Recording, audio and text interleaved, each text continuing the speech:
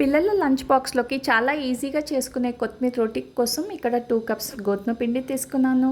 2 cups కొత్తిమీర తీసుకోవాలి. కొద్దిగా అల్లం, ఎండుమిర్చి, గరం మసాలా పౌడర్, సాల్ట్ వేసి ఒక పేస్ట్ చేసేసుకోవాలి. ఇది ఇందులోకి ముద్దని గోధుమ పిండిలోకి కలిపేసుకొని సాఫ్ట్ డో ప్రిపేర్ చేసేసుకోవాలి. ఇలా నానబెట్టుకున్న పిండిని 10 మినిట్స్ కవర్ చేసి యాజ్ యూజువల్ మనం రోటీ చేసేసుకోవడమే. ఇంకా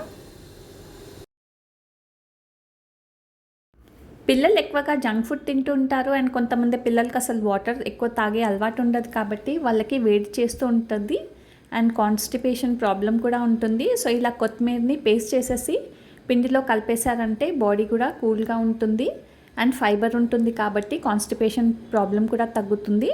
ఇలా చేసి లంచ్ బాక్స్లో ఇచ్చారంటే చాలా టేస్టీగా బటర్ అప్లై చేసి లేదా గీ అప్లై చేసి రోటీ కాల్చుకొని ఇస్తే చాలా బాగుంటుంది. తప్పకుండా మీరు ఈ రెసిపీ ట్రై చేసి మీ ఫీడ్బ్యాక్ ఇవ్వండి. మన ఛానల్లో ఇలాంటి చాలా హెల్తీ ఇంట్రెస్టింగ్ రెసిపీస్ ఉన్నాయి, చూడండి. నచ్చితే సబ్స్క్రైబ్ కూడా చేయండి. Thank you.